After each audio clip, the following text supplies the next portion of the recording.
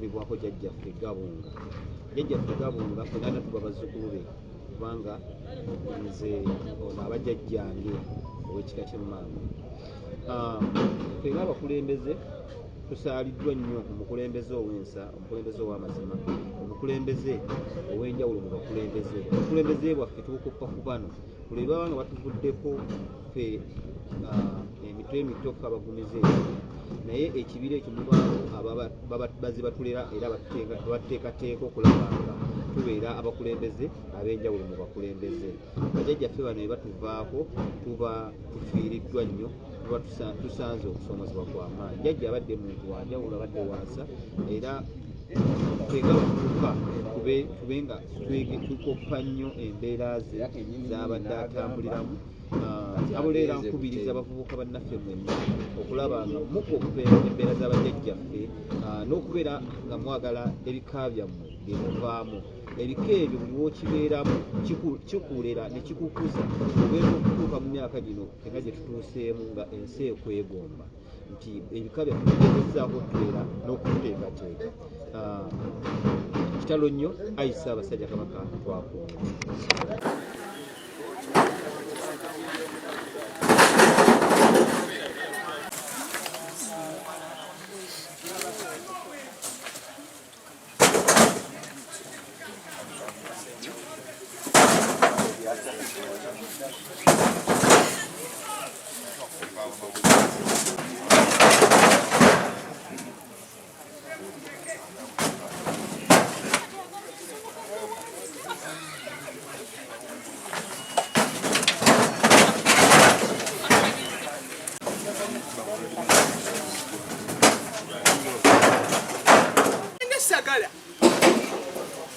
Abantu bonna bamanyi nti Gabunga yafudde era tukungubagidde essagala.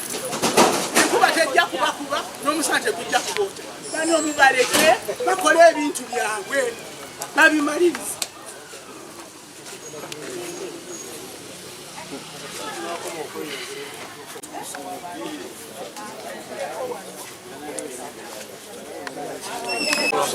Kati agenda okwogerera mu mutaka mu kuyisa. Asula mu ddiiro wa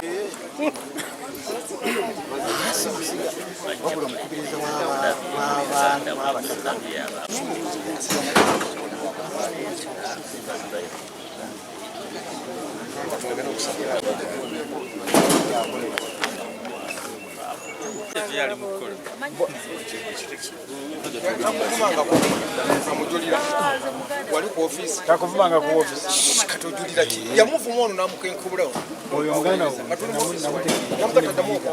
bali kutabamiru ayogera birala bigamayita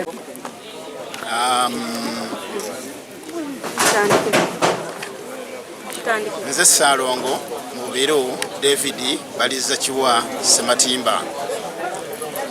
Mu kiseera kino nyimiridde wano mu lujja luno ow'omutaka Yosiya ewa mutaka Gabunga nga nze mubaka w'omutaka Mulondo mu lukiiko lwa Gabunga era nga mu ngeri y'emu omutaka Mulondo munaffe yatufaako ne tusikirwa omwana wa myaka 8-9 era nga nze mukuza omu ku bakuza ab'omutaka oyo Mulondo era nga nze mulina mu mikono gye. N'olwekyo ntuula ku lukiiko olw'abakulu abo ab'emitube gy'omu Kasolya era nga nze mukubiriza w'olukiiko olwo. Kitalo nnyo olw'okufiirwa jjajjaffe omutaka Mubiru Ziikwa Gabunga owa 37 era nga mu kiseera kino tutudde wano ew'omutaka Gabunga nga enkiiko zibadde zitudde okuva ku makya naye nga olukiiko lukyasembyeyo bino bye bituukiddwako. Ab'emitube gy'omu Kasolya 23 tusazeewo nga genda essagala Buwaya ku kiseera kino nga bagenda kutandika okuteekateeka ennono nga bw'erina okutambuzibwa era baddize ab'amasiga amawulire gana bana batuuseeko ate mu ngeri y'emu n'ab'ennyumba y'omutaka Gabongo Muwummuze babeere nga batuuka ku kyenkomerero. Ennono yetutwala kugenda okulambikibwa kubanga Gabongo era alina kugalamizibwa Sagala Buwaya.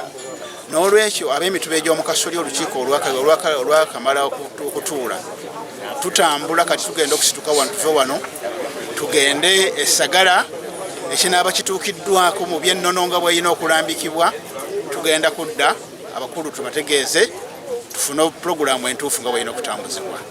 Mwebale nnyo, mwebalire ddala. Nze Ssaalongo Mubiru David Balizza Kiwase Matimba Ssenkonyo nga nze mukuzaawo Mutaka Mulondo ate era nga nze mubaka wa Mulondo ku lukiiko lwa Gabunga olw'Ekizekitiivu.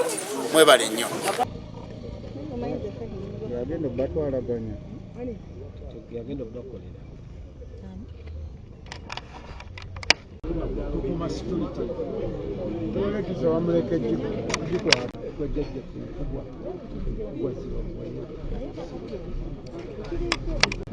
Watabula ennyumba mwana wange tetukyasobola kukyama wano, tetukyasobola kukyama wali, tusigadde nga bamulekwa. Wandirinze ensonga ne zitereera, wandirinze ensonga ne zitereera.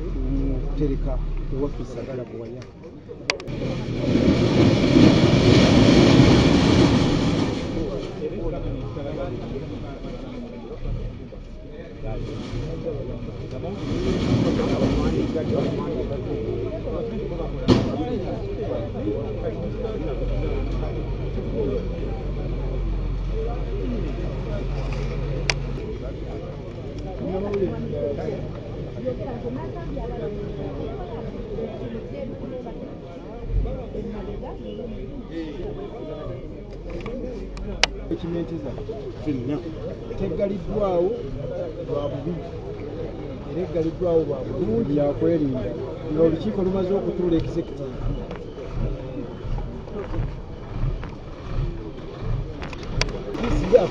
State House yaffe era ennyumba ya jjajja era abakungu bazidde bali ofiisi yaffe ngaawemuka State House. So State House netugula panga ate bwe muli dokumenti zammwe kiba tekikola makulu. So abakiraba kyonna bakirabe nga bwe kiri tukkaanyiza ng'olukiiko.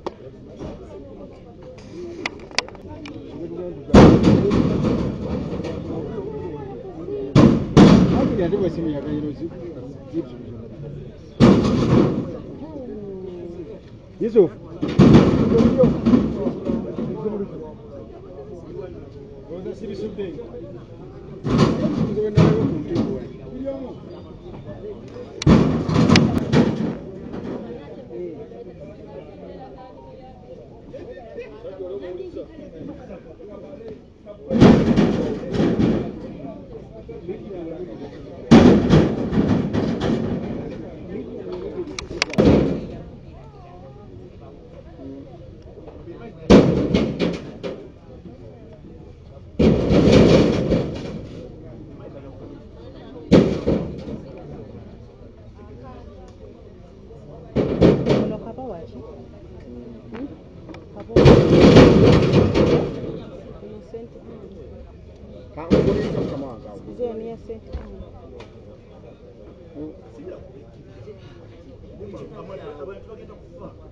Amadda.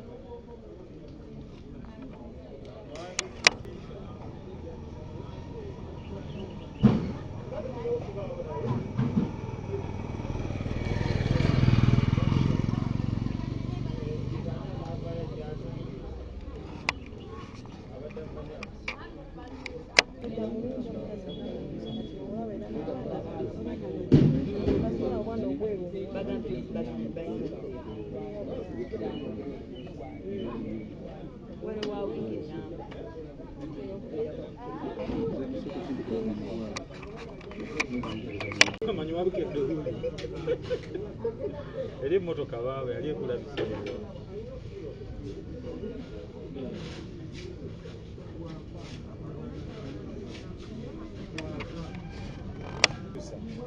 Wajipoa. Ana akamotoka.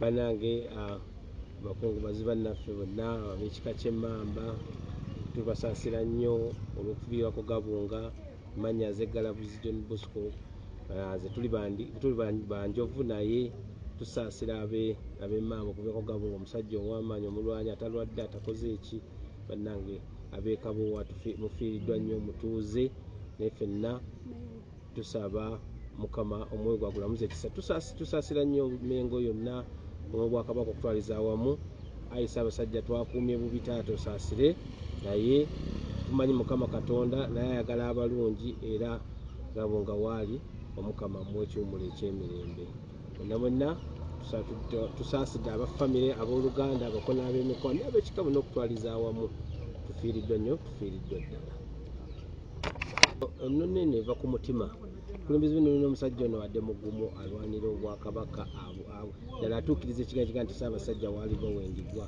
era ayogerwako bulungi kubanga ekitiibwa kya Buganda kyamuli ku mutima era ng'alwanirira ekyo kyennyini kyali nga gabunga akume Buganda nga buli ku ntikko n'ennono zaabwo zonna nga teriikyusibwakyusibwa mpaka lwavudde mu bulamu bw'ensi eno era tumanyi ng'ab'ekika ky'Emmamba muli bagumu nti omukululo gwe agukoze gugenda kulaba bulabi nga gukuumibwa nti abasajja bonna ab'ekika bonna batambulire mu nkola eyo obwakabaka bubeere nga budda ku ntikko. Ab'ekika ky'Emmamba okuviirako omusajja Gabunga ow'amaanyi omukozi omulwanyi w'obwakabaka bafiiriddwa nnyo era twabagiza ku Buganda ab'Emmamba Ssaabasajja Kabaka twakuume bubi otusaasire naye Mukama Katonda asenga nayagala abalungi osanga Gabunga amutadde mu kifo ekituufu egyali. Kati ku bumu abantu mu nnono obwo era kye kisinga kyonna kubanga ennono ereeta obumu kati buli lwova wobeera ku nnono obumu bujja olwolemera ku nnono yo n'obumu obufuna era tusaba nga tutambule nga babadde atambula okugatta kubanga okwawula kutoolako okugatta kwe kusinga okubeera wamu tukuume ekitiibwa kya Ssaabasajja Kabaka kubanga obumu mu nnono ge maanyi ga Ssaabasajja Kabaka n'Abaganda bonna okutwaliza awamu.